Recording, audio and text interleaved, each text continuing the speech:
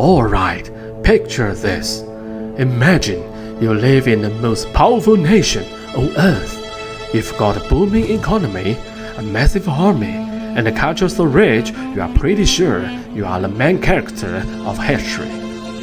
But there's a catch.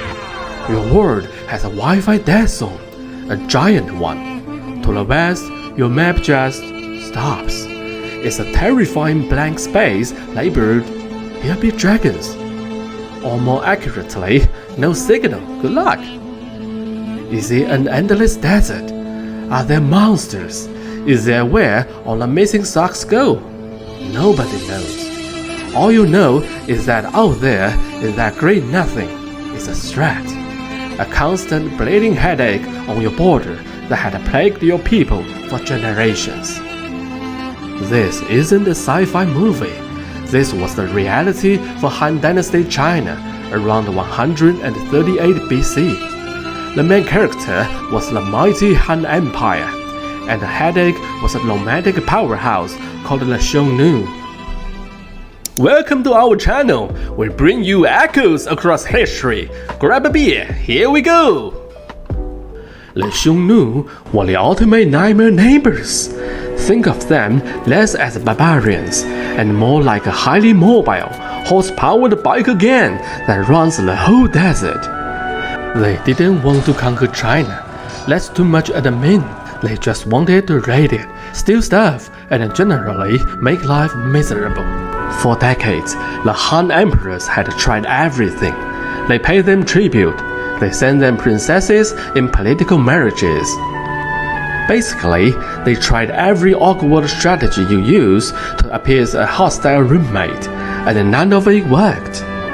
Facing the Xiongnu raids was stressful. The emperor needed some serious anxiety management.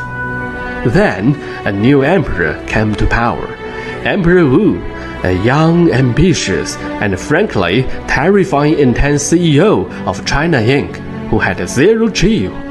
And he was done with appeasement. Let me use a maybe not so perfect analogy. If this were World War II, he'd be closer to Churchill than to Chamberlain, choosing to fight, not to compromise. He wanted to solve the Xiongnu problem for good. But how do you find an enemy that's like the wind? An enemy who literally holds the patent on guerrilla warfare. You need a cheat code, an ally, and that's where our case file opens. Because Emperor Wu heard a rumor, a whisper of a lost tribe, the Yuezhi, who had been absolutely wrecked by the Xiongnu years ago and had fled somewhere into the great western void, presumably holding a massive grudge. The emperor's plan was as simple as it was insane. Send someone into the blank part of the map, find these vengeful ghosts, and pitch them an alliance. The original, the enemy of my enemy is my friend, startup pitch. There was just one tiny problem.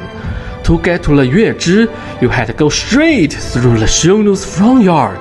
It wasn't a diplomatic mission. It was a suicide run with a terrible horse. Who could be crazy enough to sign up for this? So, who does the emperor pick for this A-list, high-stakes mission? A legendary general? A master spy with a good nickname? Nope, he picks a guy named Zhang Qian. History tells us almost nothing about Zhang Qian before this. He was a mid-level court official, an ordinary guy. Think of him as a dude from accounting whose biggest daily mission is to avoid being seen by his boss after lunch. He was a royal, brave, and profoundly, comically unqualified for what was about to happen. In 138 BC, Zhang Qian and his 100-man entourage set off. They waved goodbye to the capital, Chang'an, and rode west. They rode straight off the edge of the known world. And they were captured by the Xiongnu almost immediately. Yes, not a great start. The mission had a shorter lifespan than the TikTok trend. It lasted about 2 weeks before it became a 10-year-long involuntary gap year. The Xiongnu leader, the 单于 literally laughed in his face. Find the 月支? Bro, they are on the other side of my entire empire. You think I'm just gonna give you an all-access pass? You are so funny. So, this is it, right? Case closed. Mission failed. We will get them next time. End of this video. But this is where the accountant becomes a legend. Zhang Qian didn't die. He adapted. The Xiongnu gave him a local wife. He started a family. Basically, he got stuck at the world's longest and the most awkward in-law visit. For 10 years, he was a prisoner, but he was also playing a role. He was a friendly, harmless foreign guy. All the while, he was taking mental notes, learning the terrain, the culture, the gossip. He was playing 4D chess while everyone else was playing checkers. After a decade, the Xiongnu got complacent. Zhang Qian saw his chance. He, his guide, and his new family escaped. And now, the real journey begins. He didn't turn back. He didn't head home. The man had a job to do, and the decade-long detour hadn't changed that. He pushed west, deeper into the unknown, a place with no Google Maps and zero Yelp reviews for less deadly mountain pass. And the world that opened up to him was beyond anything China could have imagined. They crossed brutal deserts and climbed the Pamir Mountains, the roof of the world, a place so high the air is thin and the Wi-Fi is non-existent.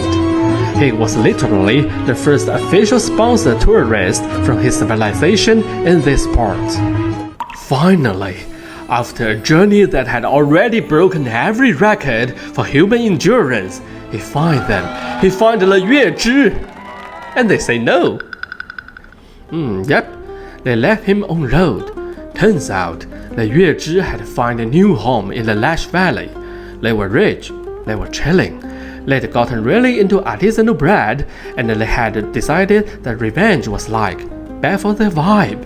They were the ancient world equivalent of your old college roommate who swore you'd start a band, but now they are mindfulness coaches in California.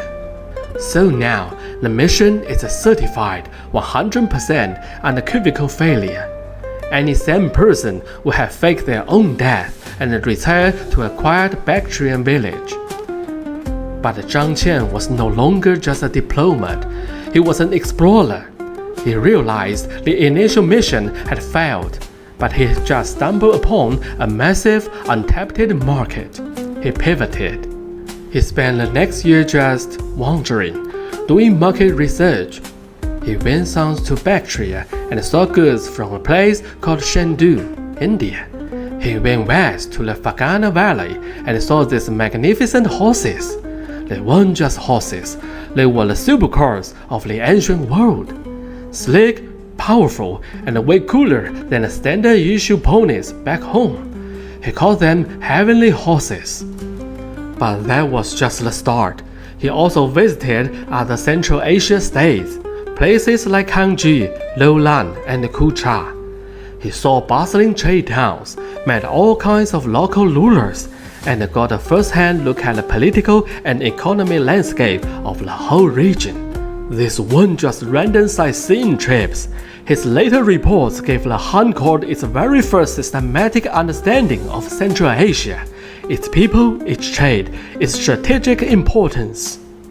He was like a guy sent to buy milk who came back having discovered coffee, chocolate, and the internet. He was sketching the first drop of a map that would connect the world. After a year of discovery, Zhang Qian knew he had to get this information home. The journey back was just as harrowing. He was captured by the Xiongnu a second time, held for another year, and escaped again only during the internal chaos of a leadership struggle. In 125 BC, 13 years after he had left, two men returned to the capital of Chang'an. Of the more than 100 who had set out, only Zhang Qian and his faithful guide survived. He was brought before Emperor Wu. Imagine a thing in the imperial court. This was not a story of triumph. By the mission's stated objective, it was a catastrophic failure. Did you find the Yuezhi? The emperor would have asked. Yes, your majesty. Will they be our allies? No, your majesty. They have found a new land and have no desire for war. A failure. 13 years of suffering, the loss of 100 men, all for nothing. But then, Zhang Qian began to speak. He didn't just report, he unveiled a new reality. He laid bare a world his civilization never knew existed. He unrolled a mental map filled not with monsters and voids, but with kingdoms, cities, and opportunities. He spoke of the world city of Dayuan in the Fergana Valley. He described the urban civilization of Daxia or Bactria, a place so sophisticated they trade goods from as far away as Shandu, India. And most critically, he spoke of their horses, the heavenly horses, he called them. Larger, stronger, and faster than any horse on the Central Plains. They were the key to building a cavalry that could finally challenge the Xiongnu. He had failed his primary mission, but in doing so, he had delivered his empire, the world. Emperor Wu, a true visionary, understood instantly. The intelligence Zhang Qian brought back was the single greatest strategic asset the Han Dynasty had ever acquired. The map in Zhang Qian's mind was worth more than any alliance.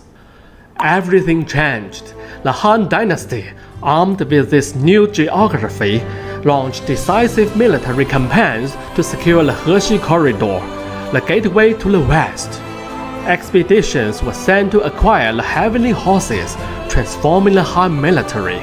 And most importantly, a path was now open. Zhang Qian's footsteps, etched into sand and snow, became the foundation for the most famous network of trade and cultural exchange in human history, the Silk Road. It was the world's first great artery of globalization, a conduit not just for gold and silk, but for ideas, technologies, languages, art, and religions that would shape continents for the next 2 millennia. So, we are left with the paradox of this case file. The Silk Road was not a product of the grand design. It was not born from the quest for profit or the desire for connection. It was an unintended consequence. It was born from a failed military mission carried out by the man who was captured twice and lost to his world for 13 years. Zhang Qian wasn't a conqueror like Alexander or a merchant like Marco Polo.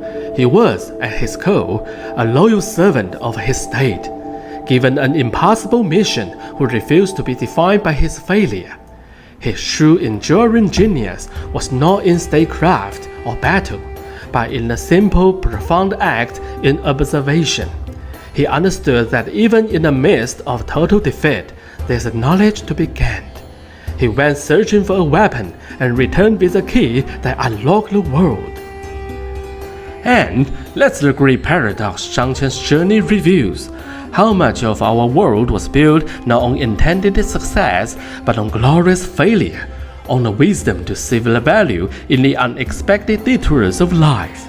Think about it. Can you recall a moment from history, or even your own life, where failure led to a far greater discovery? I would be fascinated to read your examples in the comments.